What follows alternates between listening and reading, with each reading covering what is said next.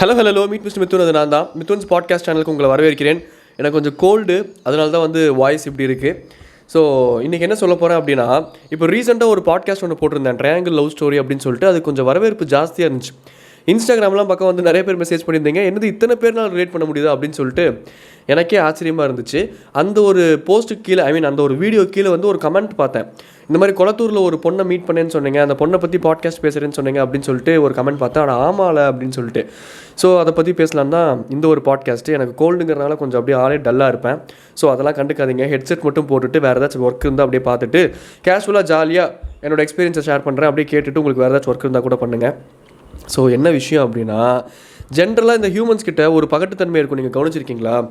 ஓவராக attention seek பண்ணுற மாதிரியான சில பேர் இருப்பாங்க. அவங்க பண்ணுறதெல்லாம் நம்மளுக்கு பார்க்குறக்கு அவங்க க்யூட்டுன்னு நினச்சி பண்ணுறாங்களா, இல்லை நம்மளை எல்லாருமே பார்ப்பாங்க அப்படின்னு நினச்சி பண்ணுறாங்களா, என்ன ஏதுன்னு நம்மளுக்கு தெரியாது. ஆனால் அவங்க அந்த அட்டென்ஷன் சீக்கிங் ஜாஸ்தியாக இருக்கும்.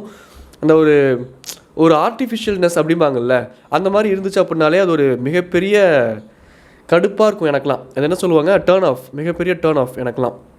அது எப்படி இருக்கும் அப்படின்னா, இந்த கொளத்தூரில் ஒரு டைம் நாங்கள் போகும்போது தான் அடிக்கடி இப்போ கொஞ்சம் கொளத்தூர் போவேன். அடிக்கடினா மந்த்லி ஒன்ஸோ ட்வைஸோ. ஏன்னா இந்த ஃபிஷ்ஷெல்லாம் கொஞ்சம், அந்த மீன்லாம் பேட்டா ஃபிஷ் இருக்குல்ல, ஃபைட்டர் ஃபிஷ் இருக்குல்ல, அதை வாங்கி விட்டுறது, அதை பராமரிக்கிறது கொஞ்சம் எனக்கு அதிலெல்லாம் இன்ட்ரெஸ்ட் உண்டு. அதனால் நானும் என் ஃப்ரெண்டும் இங்கேருந்து கொளத்தூர் போவோம்.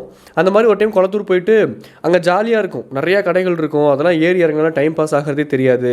ஸோ அந்த மாதிரி கடையெல்லாம் சுற்றி பார்த்துக்கிட்டு இருப்போம். எதையாவது ஒன்று வாங்கிட்டு சும்மா குட்டியாக ஃபிஷ் டேங்க்னு ஏதோ ஒன்று செட் பண்ணி அதில் ஏதோ ஒன்று வளர்த்திக்கிட்டு இருக்கோம் அப்படிங்கிற பேரில் ஏதாச்சும் பண்ணிகிட்ருப்போம்.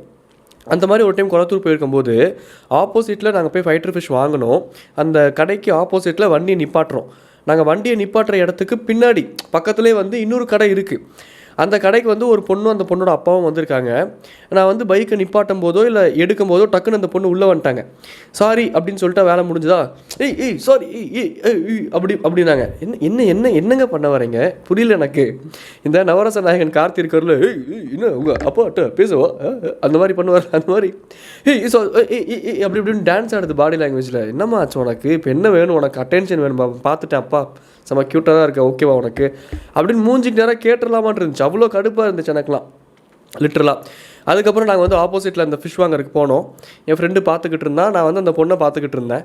50-50 தான். கொஞ்சம் சைட் அடிக்கிறதுக்கும் கொஞ்சம் அப்படி என்ன தான் பண்ணுது இந்த பொண்ணு, கொஞ்சம் அந்த பாடி லாங்குவேஜ்லாம் அதான் சொன்னேன், ஒரு ஆர்டிஃபிஷியல்னஸ் இருந்துச்சு. அப்படி என்ன தான் பண்ணுது அப்படின்னு சொல்லிட்டு நானும் சும்மா பார்த்துக்கிட்டு இருந்தேன். அந்த கடைக்குள்ளே போனோன்னே ஆப்போசிட்லேயும் ஒரு மீன் கடை தான். அது கொஞ்சம் பெரிய கடை, பெரிய பெரிய டேங்க்ஸ் இருக்கும், இந்த பெரிய ஃபிஷ்ஷஸ்லாம் இருக்கும் ஃப்ரண்ட்லேயே. அதில் ஒவ்வொரு மீனுக்கும் போய் முத்தம் கொடுக்குது. கேட்டுச்சு அந்த மீன். அதுவே ஆல்ரெடி கடுப்பில் இருக்கும். நம்மளை ஒரு நேச்சுரல் ஹேபிட்டன்ட்லேருந்து பிரித்து கூட்டு வந்துட்டாங்களே, தொட்டிக்குள்ளே போட்டிருக்காங்களே, நமக்குன்னு ஒரு பேர் இல்லையே, இல்லை ஆல்ரெடி ஒரு பேர் இருந்துச்சுன்னா அந்த பேரை பிரிஞ்சு ஒரு சோகத்தில் இருக்கும். அது பக்கத்தில் போய் பெரிய க்யூட்டு கோல்டு ஃபிஷ் ஆட்டம் இந்த வாயை இப்படி வச்சுப்பாங்களே, அந்த பவுட்டு ஃபேஸு அப்படின்னு இந்த மீனுக்கெலாம் முத்தம் கொடுத்துட்டே போகுது. ஐயோ மெண்டல் இது அப்படின்னு சொல்லிட்டு எனக்கு என் ஃப்ரெண்டுக்கெலாம் அங்கே பாரு, அது பாரு என்னென்னமோ பண்ணுது, பாரு அது அப்நார்மலாக சுற்றுது பாரு அப்படின்னு சொல்லிட்டு நானும் என் ஃப்ரெண்டு பார்த்துக்கிட்டு இருந்தோம். என்னென்னமோ பண்ணுதுங்க. அந்த குதிக்குது, நடந்து போக சொன்னால் ஒரு பக்கம் கோணிக்கிட்டு, இந்த காதல் படத்தில் ஸ்கூட்டி ஓட்டு வரல பரத், ஒரு பக்கம் கோணிக்கிட்டு தொட்டு தொட்டி என்னை வெற்றுக்கடி மண்ணை சிற்பமாக யாசைந்ததோ அப்படி அந்த மாதிரி ஒரு பக்கம் ஷோல்டர்லாம் அப்படி இறக்கிக்குச்சு. ஜில்லா படத்தில் ஒரு விஜய் ஆட்டம் டொடம் அப்படி நடக்குது. ஐயோ என்னடா ஆச்சு இந்த பிள்ளைக்கு, ஏன் இந்த பிள்ளையெல்லாம் வெளியே கூட்டு வராங்க, ஒழுங்காக ஹாஸ்பிட்டல் கூட்டு போய் பெட்டில் அட்மிட் பண்ணலாம்ல அப்படின்ட்டு எனக்கெலாம் எனக்கு அப்படி தான் இருந்துச்சு லிட்ரலாக. அப்புறம் அந்த ஒரு இடத்துல எல்லாருமே அவங்கள பார்க்கணும் அப்படிங்கிறக்காக இதெல்லாம் பண்ணுறது தான். இது எண்ட் ஆஃப் த டே இதுக்கு எப்படி முட்டு கொடுப்பாங்க அப்படின்னா, நானாக இருக்கேன் யா அப்படிம்பாங்க. நம்மளாக இருக்கிறது வேறு. பப்ளிக்கில் அதுக்கு தகுந்த அந்த இப்போ ஸ்டேஜ்லாம் ஏறணும் அப்படின்னா அந்த ஒரு டேர்ம் சொல்லுவாங்கள்ல, அது என்னது, சபை மரியாதையா, ஸ்டேஜ் ஃபியர்னு வருது, ஸ்டேஜ் ஃபியரில் தான் சபை மரியாதை அப்படின்னு சொல்லுவாங்கள்ல, அந்த ஸ்டேஜுக்கான ரெஸ்பெக்ட்னு ஒன்று இருக்குது. அந்த மாதிரி பப்ளிக் பிளேஸ்னால் அதுக்கான ஒரு ரெஸ்பெக்ட் இருக்குது. அங்கே இருக்கக்கூடிய மற்ற மக்களுக்கும் அவங்களோட ப்ரைவசின்னு ஒன்று இருக்குது. அதெல்லாம் நம்ம டிஸ்டர்ப் பண்ணக்கூடாது. கொஞ்சம் அப்படியே கேன வாக்கில் சுற்றிக்கிட்டு ஜாலியாக முட்டு கொடுக்கக்கூடாது. I am being my self அப்படின்ட்டு. அது பேர் பீயிங் மை செல்ஃப் கிடையாது. ஸோ அந்த மாதிரி தான் எனக்கு இருந்துச்சு. லிட்டரலாக ஜெனிலியா மாதிரி பண்ணிக்கிட்டு இருந்தாங்க, ரொம்ப க்யூட்டாக குட்டி குட்டியாக. ஒரு டைம் முட்டினா கொம்பு மணிக்கும், இன்னொரு டைம் முட்டுறியா அப்படின்னு மீன்கிட்ட முட்டு கொடுத்துட்டு இருந்தாங்க. அந்த மீனை உள்ளேருந்து ஃபிலிப்ஸ் மாதிரி, ஃபிலிப்ஸே அவ்வளோதான் உனக்கு, இங்கேருந்து போகிறையா இல்லையான்ட்டு அந்த மீனே டென்ஷனாக இருக்கும். அப்படி தான் இருந்துச்சு அந்த பொண்ணோட க்யூட்டான ஆக்டிவிட்டீஸ் எல்லாமே. இங்கே நிறைய பேர் தன்னை தானே ஒரு ஜெனிலியான்னு நினச்சிக்கிட்டு, இந்த ஹாசினின்னு நினச்சிக்கிட்டு பண்ணுற சில விஷயம் நிறைய பேர் இல்லை, சில பேர் பண்ணுற அந்த விஷயங்கள்லாம் பார்க்கும்போது அவங்க என்ன நினச்சி பண்ணுறாங்கன்னா, பசங்களுக்கு இது பிடிக்கும், க்ரௌடுக்கு இது பிடிக்கும், மற்றவங்களுக்குலாம் நம்ம க்யூட்டாக இருக்கிறது பிடிக்கும்னு நினச்சி பண்ணுறாங்க போல். அது ஆக்சுவலாக அப்படி ஒர்க் ஆகாது. படத்தில் ஒர்க் ஆகுது அப்படின்னா அது படம், அது ஒரு என்டர்டெயின்மெண்ட் ஃபேக்டரு. ஹாசினி அப்படி க்யூட்டாக பண்ணும்போது பின்னாடி ஒரு பிஜிஎம் போட்டு அது இன்னும் எலிவேட் பண்ணி கொடுத்தாங்க. பிஜிஎம் இல்லாமல் நீங்கள் பண்ணுற கருமத்தை பார்க்கும்போது பார்க்க முடியல எங்களால். ஆக்சுவலாக ஒத்துக்கும், ப்ளீஸ் புரிஞ்சுக்கோங்க. அந்த சில பெண்கள்கிட்ட நான் சொல்கிறேன், எப்பா சாமி அந்த பொண்ணு அன்றைக்கி அந்த ஃபிஷ் மார்க்கெட்டில் எனக்குலாம் சரியான சிரிப்பு. நான்லாம் உள்ளுக்குள்ளேயே ஜோக் அடிச்சுக்கிட்டு நடத்த நீ பாட்டுன்னு பாவம் அந்த மீன்லான்னு பேசிக்கிட்டு நானும் என் ஃப்ரெண்டும் இதுதான் சொல்கிறேன். இப்போது சென்டர் ஆஃப் அட்ராக்ஷன் அப்படிங்கிறது இந்த பகட்டுத்தன்மை, ஆர்டிஃபிஷியல்னஸ்லாம் வந்து நம்மளை எல்லாருமே கவனிக்கணும் அப்படிங்கிற ஒரு பேசிக், அது ஒரு ஹியூமன் குவாலிட்டி தான். நான் இல்லைன்னு சொல்ல, எல்லாத்துக்குமே அது இருக்கும். இப்போ எனக்கு அது இருக்கிறனால தான் நான் மீடியா ஃபீல்டுக்கே வந்திருக்கேன். நம்மளை யாராச்சும் கவனிக்க மாட்டாங்களா, நம்ம டேலண்ட்டை பொட்டன்ஷியல் நம்ம யாராச்சும் அங்கீகரிக்க மாட்டாங்களா அப்படிங்கிற தாட் வந்து பேசிக் ஹியூமன் குவாலிட்டி தான். அது ஒன்றுமே பண்ண முடியாது. அந்த குவாலிட்டியை எப்படி ஹேண்டில் பண்ணுறோன்னு ஒன்று இருக்குல்ல. இப்போது எனக்கு ஒரு ஃப்ரெண்டு இருக்கார். எனக்கும் என்னைய வச்சே ஒரு எக்ஸாம்பிள் சொல்லலாம். என் ஃப்ரெண்டு தமிழண்டா ரமேஷ்னு சொல்லிட்டு இந்த பாட்காஸ்ட்லாம் கூட ஒரு டைம் பேசணும், ஞாபகம் இருக்குது அவங்களுக்கு. 2-3 பாட்காஸ்ட் கூட பேசியிருக்கோம். மறுபடியும் வியாழக்கிழமை கூட வரேன்னு சொல்லியிருக்காரு. ஸோ நாங்கள் அந்த தமிழண்டா ரமேஷ் அவர்கள் வந்து நான் ஃபஸ்ட் டைம் மீட் பண்ணும்போது ஒரு ஆட் ஷூட்டில் மீட் பண்ணேன். அங்கே வந்து அவர் போட்டு எல்லாம் கலாச்சிக்கிட்டு இருந்தாங்க. அது மாதிரி ஜாலியாக போய்கிட்டு இருந்துச்சு அந்த ஆட் ஷூட்டு எல்லாமே. ஐயோ, உடம்பு முடியாமல் போகிறக்கான 10 சிம்டம்ஸும் பர்ஃபெக்டாக பொருந்தது. ஸோ அங்கே வந்து எல்லாமே கலாச்சிக்கிட்டு இருந்தாங்க. ஆனால் அவர் இல்லாத, ஏன்னா நாங்கள் எல்லாமே ஃப்ரெண்ட்ஸு, அதனால அந்த டாக்ஸ்லாம் போயிட்டு இருந்துச்சு. நான் ஃபஸ்ட் டைம் மீட் பண்ணுறேன் அப்படின்னா நாங்கள் ஒரே கார்பரேட்டே, எங்களுக்கு தெரியும், ஜஸ்ட்டு மீட் பண்ணுறது அதுதான் ஃபஸ்ட் டைமு. அவர் இல்லாதப்போ அவரை பற்றி பேசும்போது, அவருக்கு இவ்வளோ ஃபாலோவர்ஸ் இருக்காங்க, ஒரு மேரேஜுக்கு போனோம், அங்கே பார்த்தா அங்கே ஊருப்பட்ட ஃபேன்ஸ் வந்தாங்க, அந்த இடத்துல தான் தெரிஞ்சுது இந்த ஆளோட ரீச் என்னன்ட்டு. நம்ம கூட கேஷுவலாக இப்போ இந்த மாதிரிலாம் சொல்கிறாங்கல்ல, இதுதான் அந்த உண்மையான அட்டென்ஷன் சீக்கிங் அப்படிங்கிறது. இப்போ நான்லாம் ஒரு பழைய ஜிம்முக்கு போய்கிட்டு இருந்தேன். அங்கே கொஞ்சம் ஓரளவுக்கு ரெக்கக்னைஸ் பண்ணுற அளவுக்கு, இப்போ வெளியெல்லாம் போனால் ஓரளவுக்கு ரெக்கக்னைஸ் பண்ணுற அளவுக்கு கொஞ்சம் அந்த பர்சன்டேஜில் கொஞ்சம் ரெக்கக்னைஸ் பண்ணுறாங்க தான் என்னையெல்லாம். அந்த ஜிம்மில் வந்து ஈவினிங் டைம் வந்து ஒரு 2-3 பொண்ணுங்க ரெக்கக்னைஸ் பண்ணாங்கன்ட்டு நான் மத்தியான டைம் ஷிஃப்ட் பண்ணிக்கிட்டேன். மத்தியான டைம் வந்து அங்கே ஒரு பையன் வந்திருந்தான். அவன் வந்து பேச ஆரம்பித்தான். நான் நார்மலாக யாரும் பேச மாட்டேன். அவன் பேசினானே அப்படிங்கிறக்காக அவங்ககிட்ட பேச ஆரம்பித்தேன். என்னென்னமோ சொல்கிறான். நானும் இந்த ஃபீல்டு தான், நான் அவனும் ஒரு மீடியா ஃபீல்டு சார்ந்த ஒருத்தர் தான். நான் இப்படி பண்ணியிருக்கேன், அப்படி பண்ணியிருக்கேன், இந்த ஷோக்கு போயிருக்கேன், அந்த ஷோக்கு போயிருக்கேன், எனக்கு அவங்கள தெரியும், இவங்கள தெரியும். இன்ஸ்டாகிராம்லாம் ஒரே தொல்லை, ஃபேன்ஸ் தொல்லை, கீழே போனால் ஒர்க் அவுட் பண்ண முடியல. அதனால தான் நான் மத்தியான டைம் என்னென்னமோ சொல்கிறான்.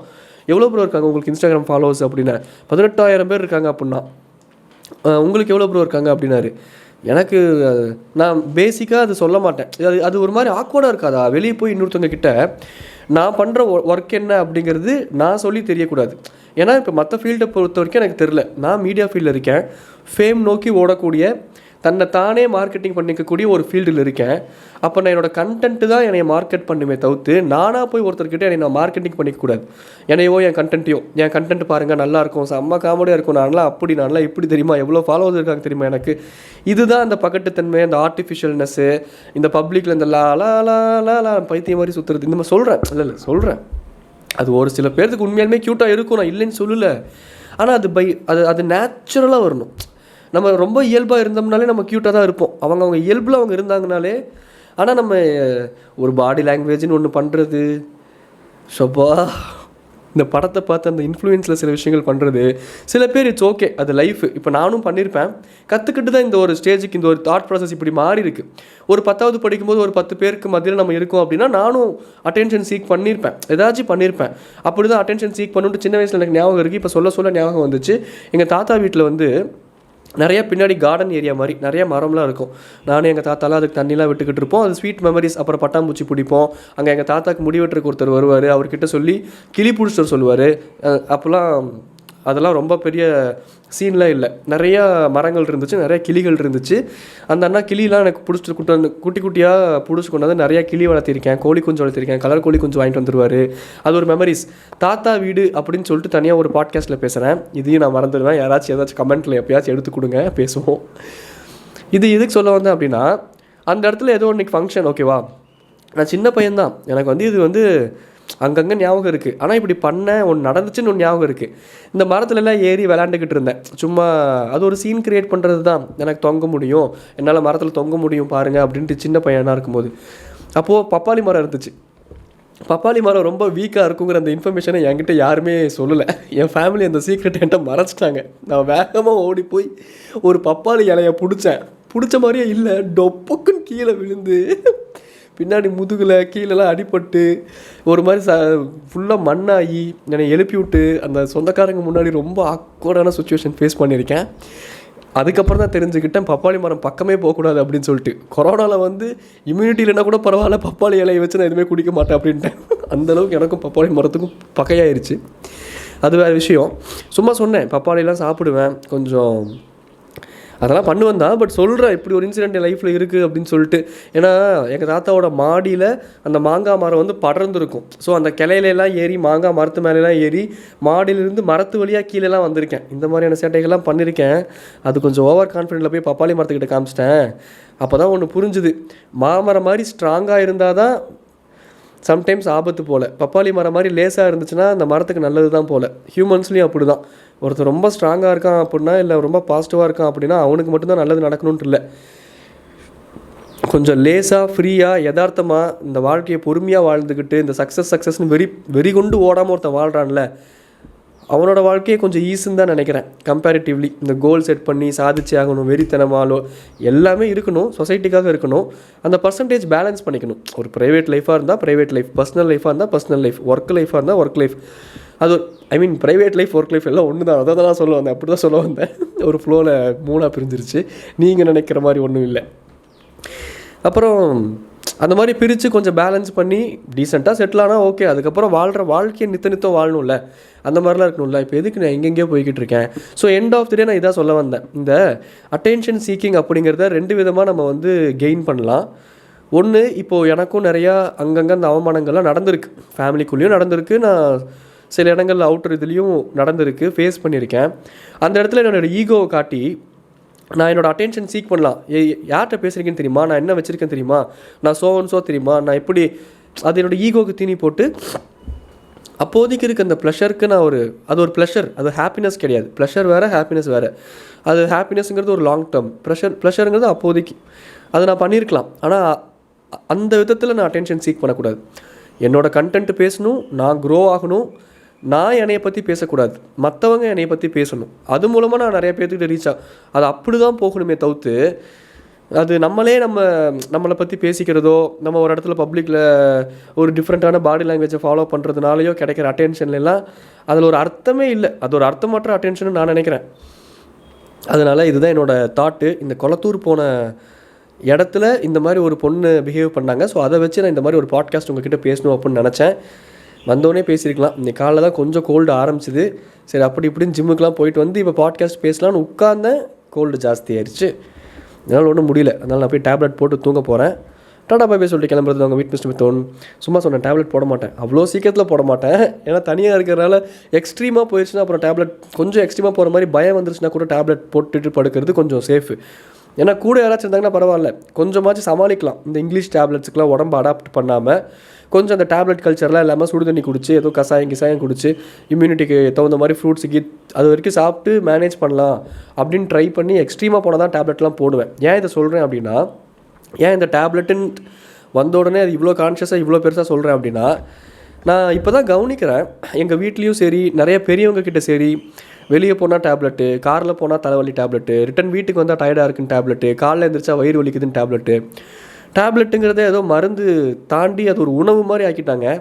ஸோ ஒருவேளை இந்த வீடியோ பார்க்குற யாருக்காச்சும் இது தேவைப்படலாம்ல, அதனால் சொல்கிறேன், உடம்பை அடாப்ட் பண்ணிடாதீங்க டேப்லெட்ஸுக்கு. ஃபாரின் மெடிசன் போனால் தான் என் உடம்பு கேட்கும். எந்த மெடிசனுமே கண்டுபிடிக்காததுக்கு முன்னாடியே மனுஷன் உயிரோடு வாழ்ந்துட்டு தான் இருந்தான். எவ்வளோ நோய் நொடிகள் வந்தாலும் அவனுக்கு அதை ஃபேஸ் பண்ணுற இம்யூனிட்டி இருந்துச்சு. அப்போ நீங்கள் உங்கள் உடம்புக்கு நீங்கள் தேவையான இம்யூனிட்டியை கொடுத்துட்டீங்க அப்படின்னாலே உங்கள் உடம்புல நோய் வராது. தேவையான சத்துக்களை நீங்கள் பழங்கள் மூலமாக, ஃப்ரூட்ஸ் மூலமாக எடுத்து ஈட்டிங் ஹேபிட்டை கொஞ்சம் ஹெல்த்தியாக வச்சுக்கிட்டாலே மெடிசன்ஸ் போய் தான் ஒரு விஷயத்தை சரி பண்ணணுன்ட்டே இல்லை.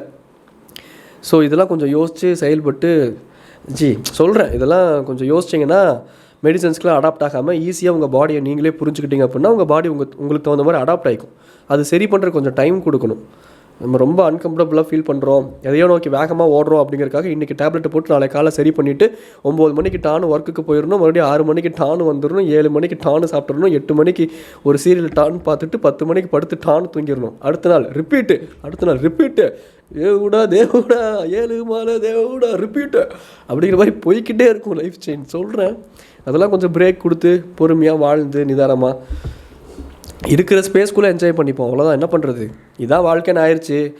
உட்காந்து புலம்பிக்கிட்டே இருந்தால் ஏதாச்சும் மாறப்போகுதா? ஒரு மாற்றமும் வராது. அதனால் இருக்கிற ஸ்பேஸ்க்குள்ளே எவ்வளோ கஷ்டம் இருந்தாலும் அதில் எப்படியே என்ஜாய் பண்ண. ஐயோ போயிட்டே இருக்கேன் பூமர் டாக்ஸ். ஓகே, நான் ஸ்டாப் பண்ணிக்கிறேன். டாடா பாய் சொல்லிட்டு கிளம்புறது நான் உங்கள் மீட் மிஸ்டர் மிதுன். டாடா பாய், டாடா பாய்.